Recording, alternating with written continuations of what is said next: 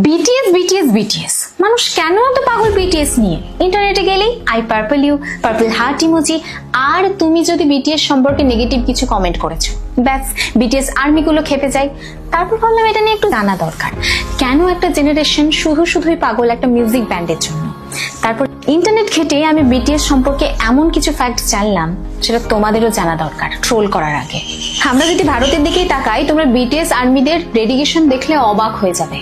আসামের বন্যা হোক বা কোনো ন্যাশনাল ক্রাইসিস, এই ফ্যানরাই বিটিএস এর নামে লাখ লাখ টাকার ফান্ড রেজ করে ফেলেছিল। কেউ আবার বিটিএস মেম্বারদের নামে নক্ষত্র কিনছে, কেউ আবার বিটিএস মেম্বারের জন্মদিনে মুম্বাইয়ে কোটি কোটি টাকা খরচা করে বিলবোর্ড দিচ্ছে।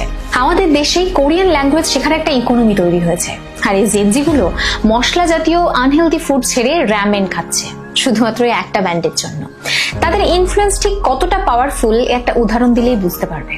বিটিএস এর একজন মেম্বার জাস্ট ক্যাজুয়ালি লাইভে এসে একটা লিপ বাম ইউজ করে, আর রেজাল্ট কয়েক ঘন্টার মধ্যে পৃথিবী থেকে সেই লিপ বাম পুরো স্টক আউট হয়ে যায়।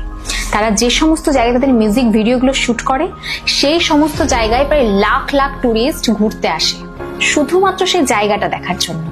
একেই বলে গ্লোবাল সফট পাওয়ার। অনেকে হয়তো এটাকে পাগলামি বলবে, কিন্তু কখনো ভেবে দেখেছো যেখানে পপ মিউজিক মানেই ছিল গ্ল্যামার, সেখানে বিটিএস কথা বলে সেলফ লাভ এবং মেন্টাল হেলথ নিয়ে। একটা দেউলিয়া প্রায় কোম্পানি থেকে উঠে এসে হোয়াইট হাউসে স্পিচ দেওয়া, এই স্ট্রাগলটাই জেনজিকে মোটিভেট করে। তারা তাদের ফ্যানদের বা আর্মিদের সাথে এমন একটা রিলেশনশিপ তৈরি করেছে যেটা বর্তমানে লোনলি জেনারেশনের কাছে বিশাল বড় একটা সাপোর্ট সিস্টেম। আসলে আমি বুঝি না আমাদের দেশে কেন তাদেরকে নিয়ে সস্তা জোকস এবং ট্রোল করা হয়। কারণ কঠোর পরিশ্রম এবং ট্যালেন্টকে সম্মান করতে জানলে